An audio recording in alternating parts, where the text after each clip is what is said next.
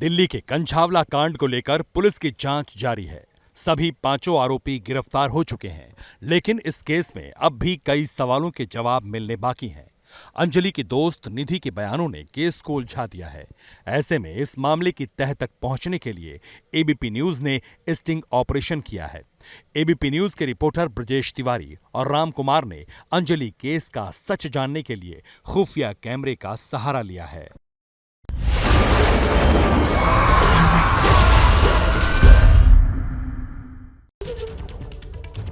कंझावला कांड में ABP news जो बता रहा है वही सच साबित होता जा रहा है। नमस्कार, एबीपी न्यूज पर हाजिर हूं मैं रुबाना इसार खान। दिल्ली की बेटी अंजलि को इंसाफ दिलाने के लिए एबीपी न्यूज लेकर आया है ऑपरेशन राक्षस। देश की बेटी की इंसाफ के लिए हमारी ये मुहिम लगातार जारी है। आज ऑपरेशन राक्षस में एक एक करके एबीपी न्यूज उन किरदारों के जरिए देश को कंझावला कांड का पूरा सच बताएगा जो इस केस से जुड़े हुए हैं।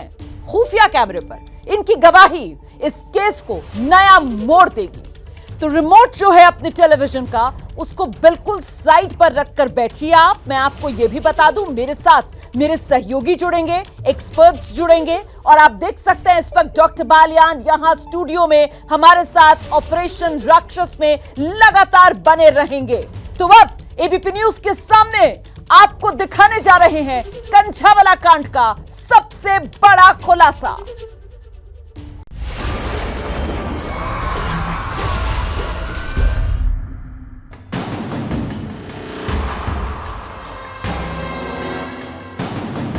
कंझावला कांड का वो सच जिसे देखकर आज पूरा हिंदुस्तान हिल जाएगा। और वैसे भी एक कस्टमर हमारा रेगुलर है, पहले आ चुका है। इससे क्या है, पहले तो कभी कुछ हुआ ही नहीं था।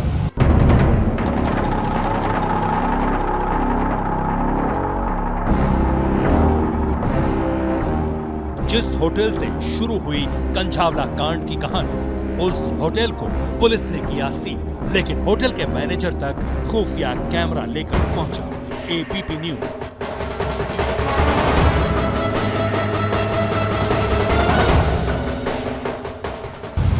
एक मुझे नीचे उतर गई, नीचे चली नहीं। अच्छा, आपने खाली कराया आपने? भाई ऐसा डिस्टर्बेंस नहीं चलेगा, 100 रुपये पर नहीं चाहिए।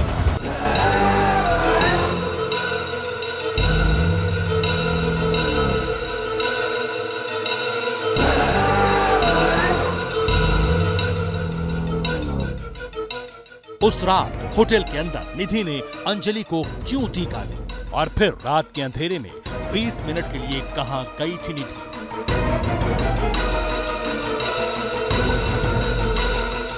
नेचर है, आदमी सोचता है बचने की कोशिश करता है। हर आदमी का एडमेंट टेंडेंसी है।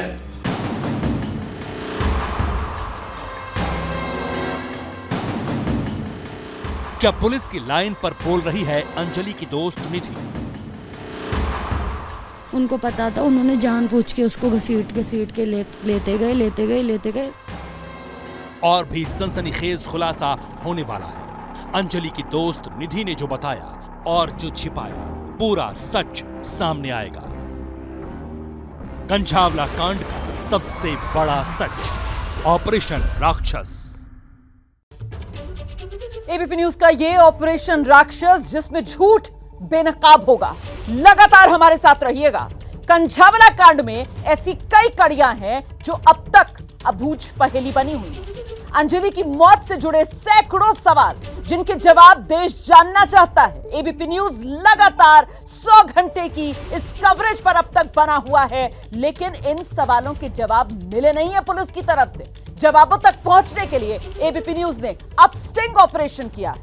हम कंझावला कांड से जुड़े हर किरदार तक पहुंचे हैं और उनके मुंह से वो सच जानने की कोशिश की है जो वो कैमरा देखकर तो बता नहीं रहे हैं। और स्टिंग ऑपरेशन में अब सबसे पहला किरदार वो जो होटल है, विवान होटल, उसी का मैनेजर अनिल, जहां ओयो के जरिए अंजलि और उसकी सहेली निधि कमरा बुक कराती हैं।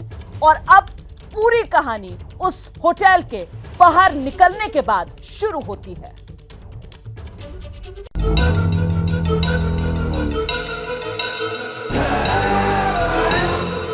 अंजलि और उसकी सहेली निधि की आपस में हाथापाई करने वाली ये तस्वीरें रोहिणी सेक्टर 23 के होटल विवान के बाहर की हैं।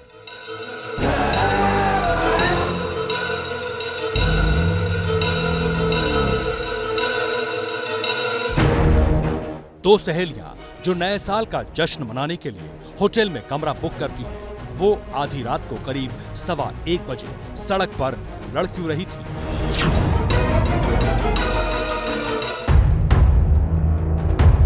इस सवाल का जवाब होटल के भीतर था।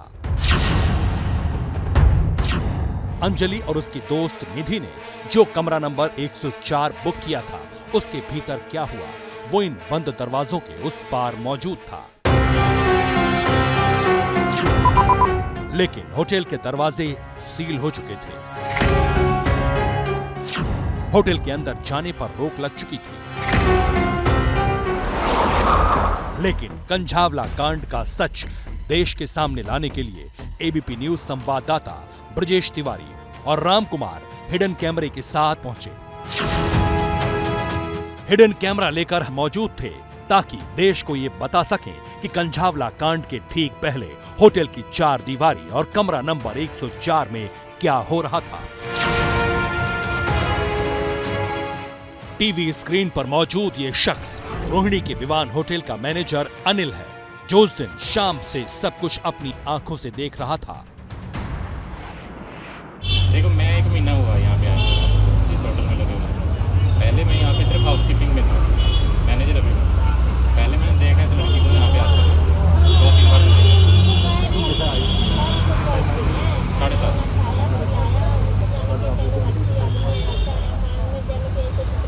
सुबह 1-1:30 बजे निकली। जो रिकॉर्डिंग है वो करने की, उसके बाद नहीं है। लड़के ही आपस में कार्य करते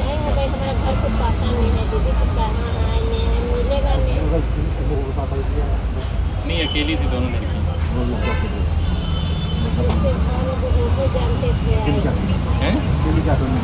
देखो, नया साल है, क्या आजकल की लड़कियों का आपको भी पता है, लड़कियों ज़्यादा नशा करती हैं। होटल में कमरा किसके नाम पे बुक था? दोनों लड़कियाँ,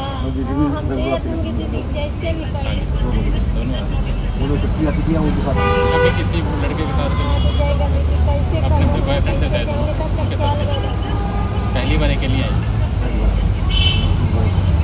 मेरे ड्यूटी टाइम पे कोई नहीं था।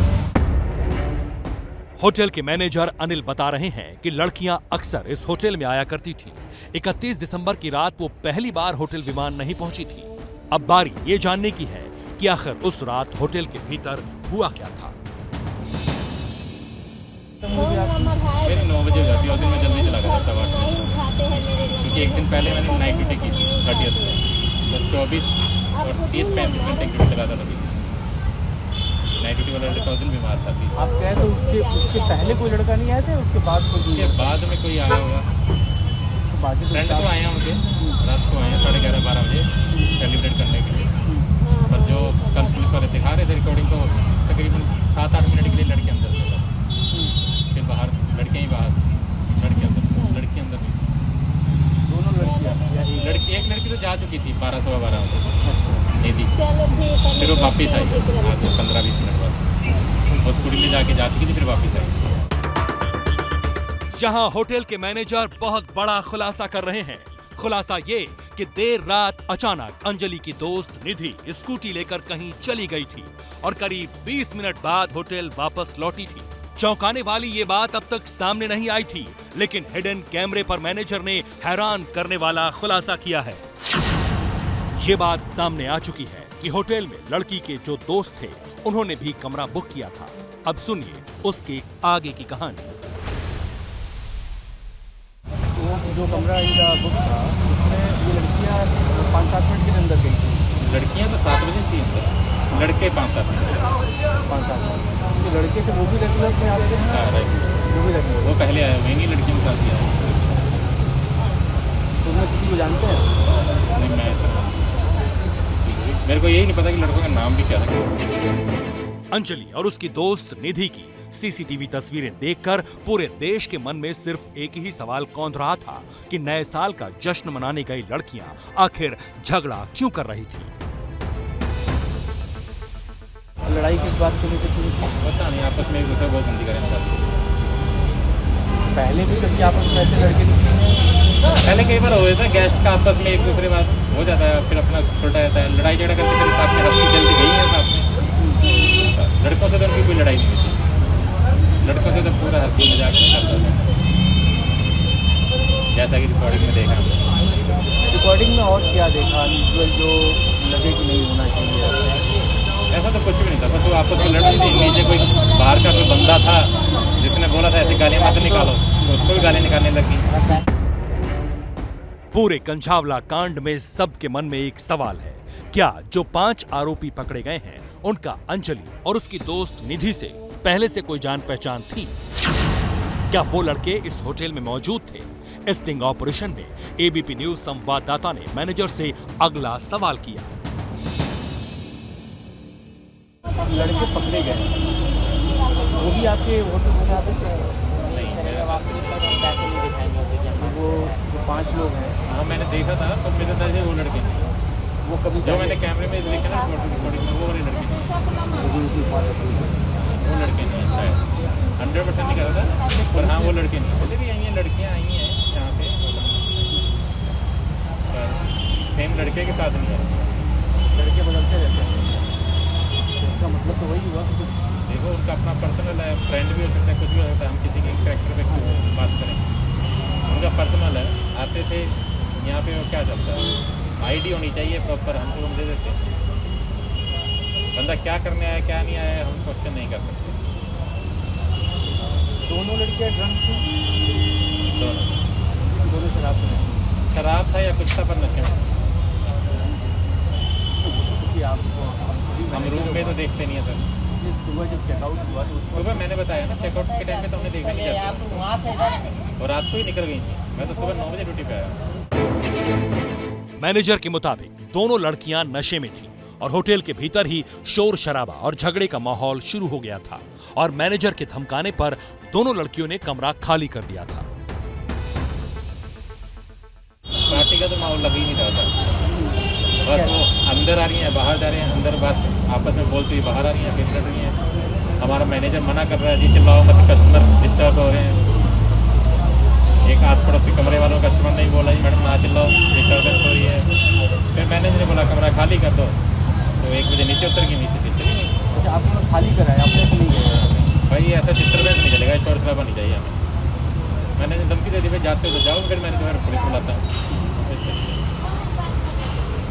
ये कितने देर तक इन लोगों का झगड़ा चला था आपको? पहले दिन जैसे इवनिंग में चला था, 9, सवा 9, 9:30 बजे, फिर शांत हो गई थी दोनों। फिर रात को चला है, जब लड़की निधि बाहर गई है, फिर वापस आके फिर लड़ाई हुई है। फिर तो रूम में गई नहीं है वो, अंजलि रिसेप्शन पे खड़ी थी, निधि रिसेप्शन से ही उसको लेके नीचे चली गई थी। सड़क पे इधर उधर क्या चला था। तो दिल्ली में हुई दरिंदगी का आखिर सच क्या है? ऑपरेशन राक्षस देख रहे हैं आप, और इस ऑपरेशन राक्षस के पहले किरदार होटल मैनेजर अनिल ने सनसनीखेज खुलासा किया है। क्या क्या खुलासे हैं वो एक एक कर मैं आपके सामने रखने जा रही हूं। पहले भी होटल में आती रही है अंजलि और निधि, बॉयफ्रेंड के साथ पहले भी आ चुकी थी ये लड़कियां, ये कहना है मैनेजर का।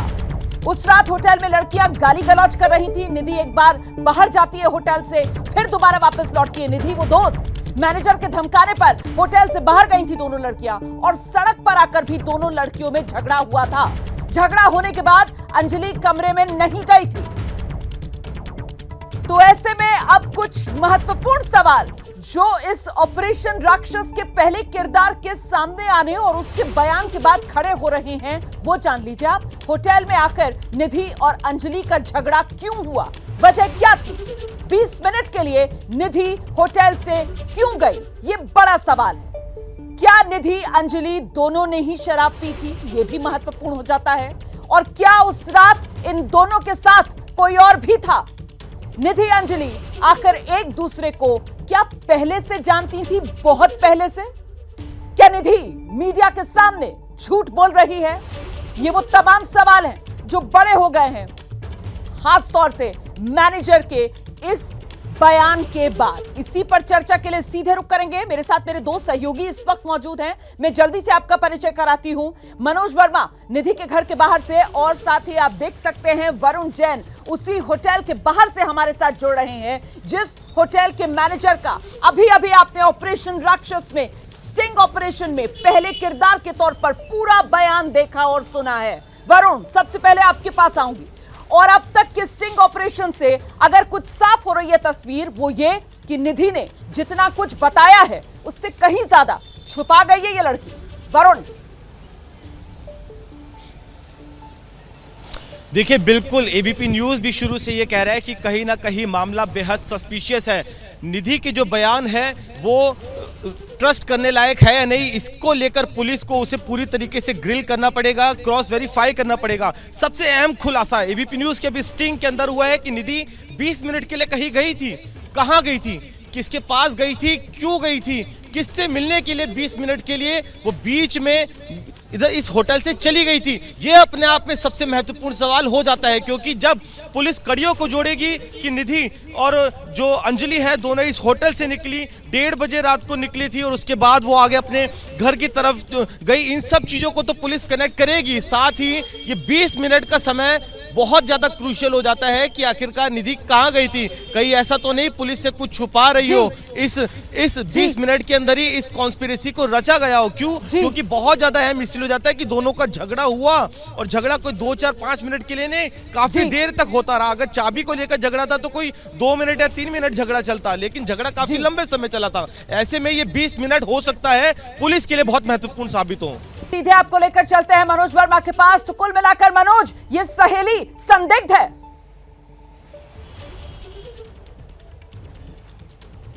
जी बिल्कुल, सहेली जो है वो कहीं ना कहीं संदिग्ध नजर आ रही है, और ये पहेली भी वही बुझा पाएगी क्योंकि ये सारे सवालों के जवाब उसे ही पता है। यानी कि जब हम उससे कल बात कर रहे थे तो वो हमसे झूठ बोल रही थी, और लगातार हमने कई सवाल उससे किए लेकिन सच नहीं बताया। और कहीं ना कहीं जो चाबी वाली बात जो सामने आ रही है कि चाबी को लेकर के झगड़ा हुआ था, तो ये बात भी हमें सच समझ में नहीं आ रही है, क्योंकि चाबी को लेकर के झगड़ा इतनी देर तक नहीं हो सकता। जैसा कि मैनेजर भी बता रहा है कि झगड़ा ऊपर भी हुआ, उसके बाद फिर नीचे भी 15 मिनट तक दोनों झगड़ते रहे। और सबसे बड़ा सवाल यही कि आखिरकार 20 मिनट तक जो निधि थी वो कहाँ गायब रही, होटल से निकलकर वो कहाँ गई थी, किसके पास गई थी। और सबसे बड़ा सवाल ये कि आखिरकार वो लड़के कौन थे, उन लड़कों से अभी तक पुलिस ने पूछताछ की है या फिर नहीं की है, क्योंकि वो लड़के भी सच बता सकते हैं कि आखिरकार। यही तो मैं कह रही हूं, एबीपी न्यूज पर लगातार 100 घंटे की महा कवरेज दिल्ली की बेटी को इंसाफ दिलाने की आप देख रहे हैं, लेकिन सवाल जस के तस हैं, बल्कि सवालों की फहरिस्त में नए सवाल जुड़ते जा रहे हैं। दिल्ली पुलिस से जवाब देते बन नहीं रहा है। खास मेहमान यहां स्टूडियो में हमारे साथ मौजूद हैं, पूर्व डीसीपी एल एन राव साहब भी अब हमारे साथ जुड़ गए हैं ऑपरेशन राक्षस में। राव साहब, क्या लग रहा है आपको? स्टिंग ऑपरेशन आपने देख लिया, आपने मैनेजर का बयान सुन लिया, और निधि का बयान पहले ही आप देख चुके हैं। देखिए रोमाना जी, कल से जो से निधि इसमें प्रकट हुई है, मैं प्रकट ही कहूँगा, तब से इसका जो स्टेटमेंट आया था मीडिया के थ्रू, या अपने आप मीडिया को दे रही थी, या पुलिस के थ्रू जो भी बातें पता लगी अभी तक, मुझे कल से ही विश्वास नहीं था कि ये लड़की सही बोल रही है। और इसका जो कॉन्ट्राडिक्टरी स्टेटमेंट है, तो इसका पूरा कंडक्ट ही मुझे सस्पिशियस लगा। मेन सस्पिशियस वहाँ से आया था, जैसे होटल का तो ऑपरेशन आपने किया है, जहाँ पर एक्सीडेंट जब बता रही है वहाँ पर एक्सीडेंट हुआ, और उसके बाद एक्सीडेंट के बाद इसने कहीं किसी को बताने की जहमत नहीं समझी, और उसके बाद ये कैसे गई वहाँ से, इतनी दूर से, इसका घर कितनी दूर है, वहाँ पर कैसे गई, ये वाला सस्पिशियस है। रात के टाइम है, 3 बजे के आसपास की बात है, तो उसके बाद ये कैसे गई, उसके बाद जाकर कहीं किसी को बताया नहीं। अगर ये अपने आप को उसकी दोस्त समझ रही है तो उसके पेरेंट्स को बताना चाहिए था, उसको सर, आपका इतना अनुभव है, एक छोटी सी सवाल ये है कि क्या दिल्ली पुलिस के लिए इन सवालों के जवाब बूझना इतना मुश्किल है? इस पर मैं आगे आपसे जवाब लूंगी, लेकिन इस बीच अब आपको अगला किरदार दिखाते हैं। ऑपरेशन राक्षस आप देख रहे हैं। कंझावला कांड के बाद से पुलिस पर सवाल है, क्योंकि बिना जांच किए पुलिस नतीजे पर पहुंच गई थी। पहले ही दिन बिना अपना काम किए फैसला सुना दिया था दिल्ली पुलिस ने, और इसीलिए ऑपरेशन राक्षस में, स्टिंग ऑपरेशन के जरिए एबीपी न्यूज उन पुलिस वालों तक पहुंचा जिनके कंधों पर कानून की रखवाली का जिम्मा था। हाँ, मैं होपलेस हो गई थी और मुझे कुछ समझ नहीं आ रहा था मैं क्या मुझे जो ठीक लगा कि अपने घर जाना चाहिए।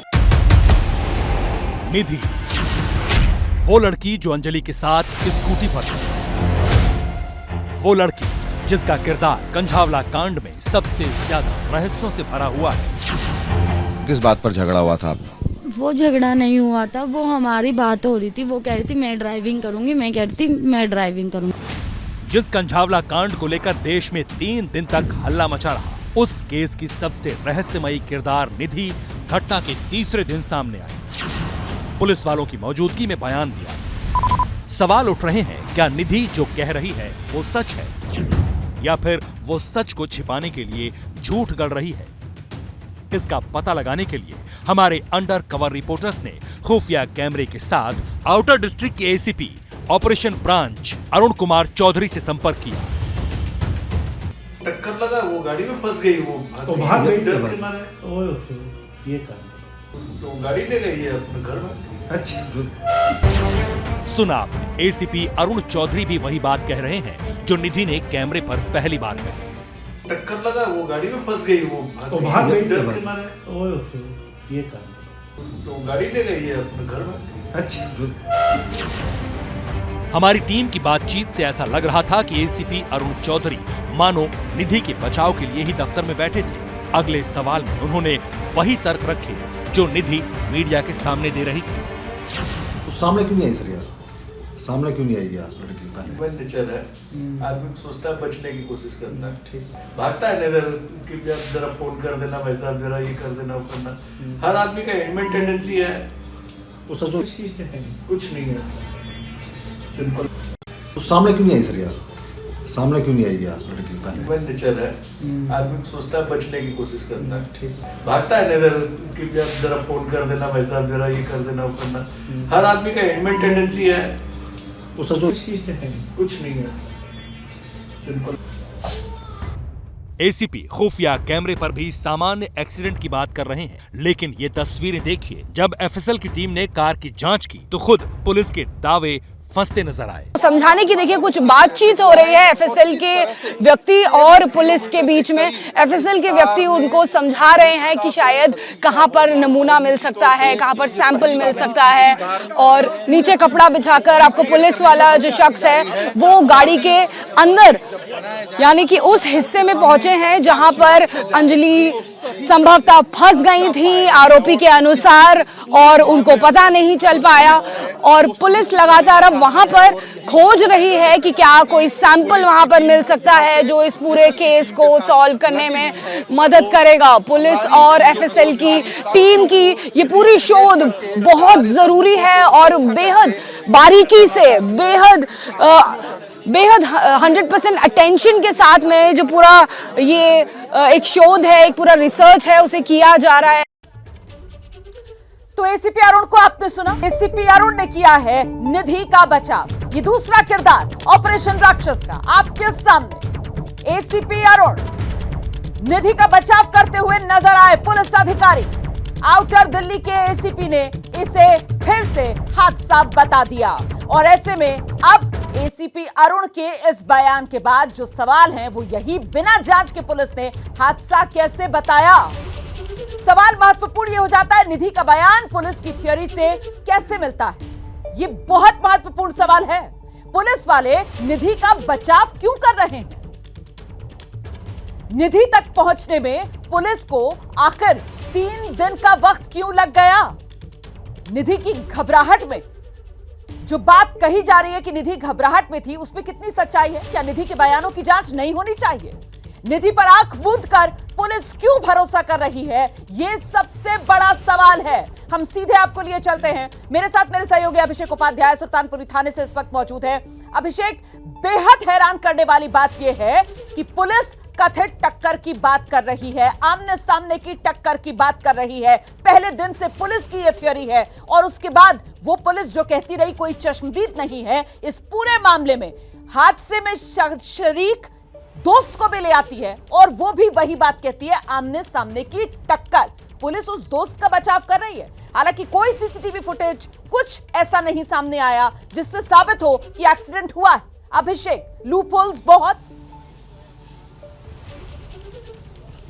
बिल्कुल रोमाना, देखिए 2 बातें बहुत ही साफ है। पहली बात है कि एक जिसे कहते हैं प्री कंसीव्ड ओपिनियन, पहले से तय कर लिया जो ओपिनियन है उसी पर पुलिस लगातार चलती आ रही है, और जितने भी हम बयान देख रहे हैं ऑफ कैमरा, ऑन कैमरा, वो उसी को मजबूत कर रहे हैं, जैसे कि मन बना लिया हो कि जो पहले ही दिन डीसीपी आउटर ने बोल दिया था कि ये एक्सीडेंट है, जो आपने बातचीत की थी उसी को आगे। और देखिए उसमें उसको साबित करने के लिए किस तरह से एक चश्मदीद को लाया गया, कैसे चश्मदीद को लाया गया जिसके बयान में लगातार विरोधाभास है। वो जो चश्मदीद निधि है वो कह रही है कि मैंने आकर के सारी बातें अपनी मां को बताई। उसकी मां के जो घर है वो अलग है, उसकी मां साथ रहती ही नहीं है, 10 साल से वो लोग साथ नहीं है, ये उसके पड़ोसी कह रहे हैं। और पड़ोसियों ने कहा है कि वो 10 साल से अपने घर पर ही नहीं आई है। और जिस तरह से उसका सीसीटीवी फुटेज आ रहा है, इतने सामान्य तरीके से वो अपने घर की ओर जा रही है, तो बहुत सारे इसमें ऐसे लूप होल्स हैं जिनका कोई उत्तर नहीं दिया गया है। और अभी तक एक्सीडेंट एग्जैक्टली कहां हुआ है उसको होते हुए उसका कोई फुटेज, उसका कोई प्रूफ अभी तक सामने नहीं आया है। सिर्फ एक थ्योरी पुलिस ने बना ली है और उसी थ्योरी, उसी निष्कर्ष पर पहुंचने के लिए कंझावला कांड में अब तक एबीपी न्यूज लगातार झूठ को बेनकाब करते हुए सच आपके सामने लेकर आ रहा है। निधि के झूठ को भी हमारे सहयोगी अभिषेक उपाध्याय ने आज उस वक्त बेनकाब किया जब वो पहुंच गए उस जगह जहां निधि की मां रहती है और वहां रहने वाले लोगों ने बताया कि निधि अपनी मां और भाइयों से पिछले 10 साल से अलग रह रही है। राव साहब, अब सवाल ये कि ये जो निधि है ये दोस्त के तौर पर चेहरा ज्यादा समझ में आ रही है या फिर पुलिस के तौर पर एक मोहरा ज्यादा समझ में आ रही है? जो पुलिस की थ्योरी वही इस दोस्त की जबानी। देखिए, मैं आपको एक बात बता दूं कि निधि का जो इंटरोगेशन है, जो एक इंटरोगेशन एक टेक्निक होती है। कोई आदमी आपस में बात करने के बाद, पुलिस की पूछताछ के बाद अगर झूठ बोलता है तो उसको झूठ को कैसे पकड़ना है? इंटरोगेशन के द्वारा। एक तो अलग से झूठ पकड़ने की मशीन जो आप समझते हैं लाई डिटेक्टर टेस्ट है, उसके अलावा अगर कोई इंटेलिजेंट पुलिस ऑफिसर हैं तो उसकी जो पहले स्टेटमेंट दिया है उसको कोरोबरेट करने के लिए उससे कॉन्फ्रंट करेंगे दूसरे फैक्ट्स के साथ में। जैसा इसने बताया कि वहाँ पर एक्सीडेंट हुआ, कितने बजे हुआ, उसके बाद कितनी दूर वो गई, कहाँ पर गई, ये सारी चीज़ें हैं। और उसके बाद ये भी देखना पड़ेगा कि अगर एक्सीडेंट होने के बाद में वो अंजलि गाड़ी के नीचे फंस कैसे गई। जनरली ऐसे एक्सीडेंट में गाड़ी के नीचे कभी फंसते मैंने देखा नहीं है।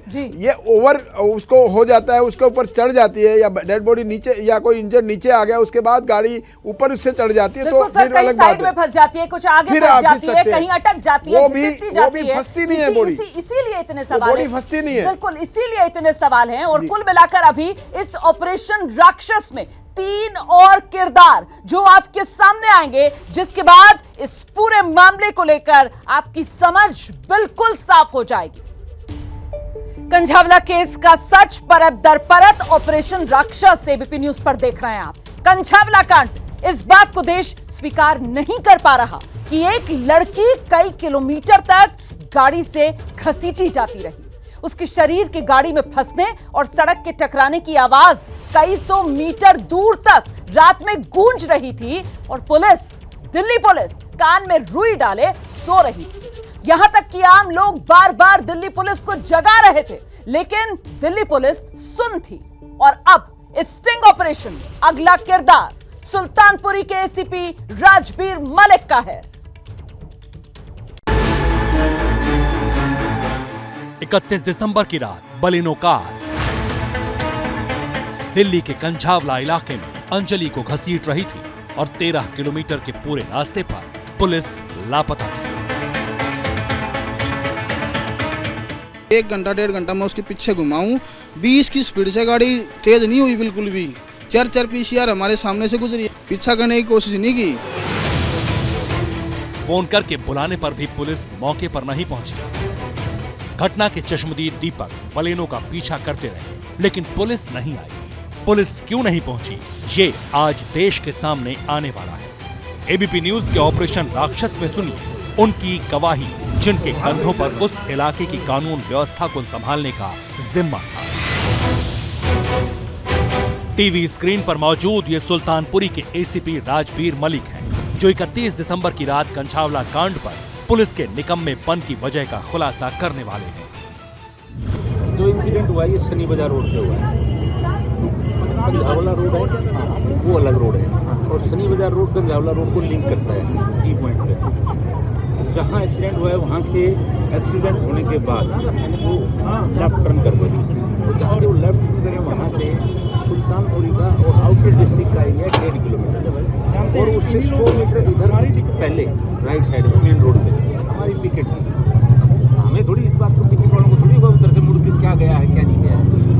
उसके बाद 12 किलोमीटर का एरिया रोहिणी डिस्ट्रिक्ट का है, उनका एक्सप्लेनेशन तो वो देंगे ना, मैं कैसे दे सकता हूँ। सुनिए, एक बेटी दिल्ली की सड़कों पर घसीटी जाती रही और कानून के रखवाले एरिया डिफाइन करते रहे। दिल्ली में कानून व्यवस्था की धज्जियां उड़ाते रहे और जिनकी जिम्मेदारी है वो एरिया के नाम पर दामन में लगे दाग को मिटा रहे हैं। बात बिल्कुल सही है। तो 112 में कॉल होने के बावजूद तीन कॉल पंजावला की, एक कॉल इसमें हुई आपका अमन विहार के एरिया में। हमारे एरिया में कोई कॉल नहीं हुई, हमारा स्टाफ पेट्रोलिंग पे था, उन्होंने डिटेक्ट किया, आइडेंटिफाई किया, स्कूटी गिरी हुई है, 101 जूता पड़ा है।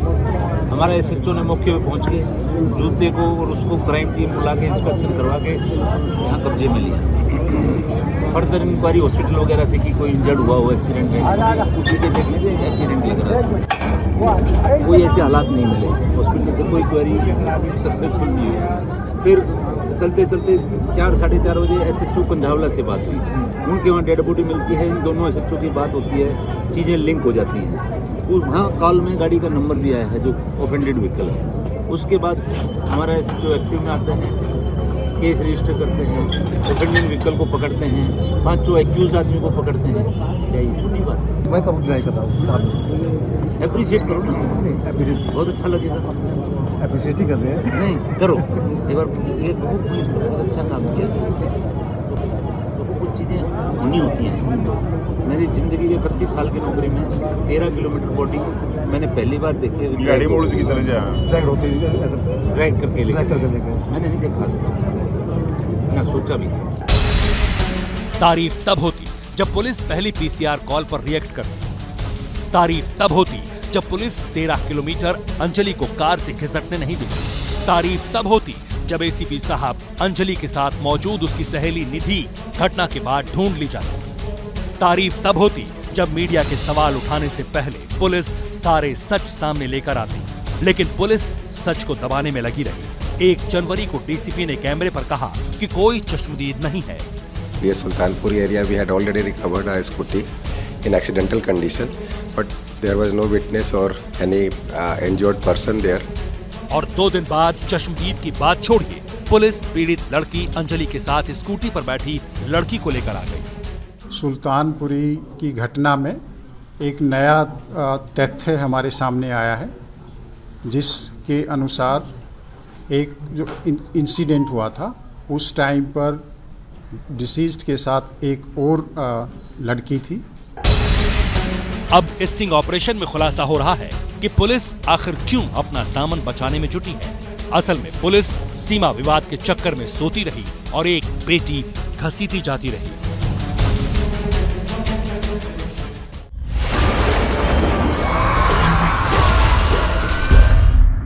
तो ऑपरेशन राक्षस जारी है और ये जो नया किरदार आपने देखा है, इसके बाद अब जो बड़ी तस्वीर उभर रही है, अब वो आपको ब्रेकिंग न्यूज की शक्ल में एक एक कर पूरी तस्वीर आपके सामने में रखने जा रही हूं। ऑपरेशन राक्षस में पुलिस की बड़ी लापरवाही सामने आ गई आपके। सीमा विवाद में उलझी रही दिल्ली पुलिस, ये एक और बड़ी हकीकत ऑपरेशन राक्षस में सामने आ रही है। अब इसको लेकर सवाल ये, लड़की की जान गई, पुलिस एरिया में फंसी रही। आखिर पुलिस एरिया में क्यों फंसी रही? दूसरे थाने पर डालकर कहीं अपना बचाव तो नहीं कर रहे पुलिस अधिकारी? यह भी अपने आप में बड़ा सवाल हो जाता है। हम सीधे आपको लिए चलते हैं, मेरे साथ मेरी सहयोगी जातिका इस वक्त मौजूद हैं। जातिका, ज्यूरिसडिक्शन ने जान ले ली क्या लड़की की?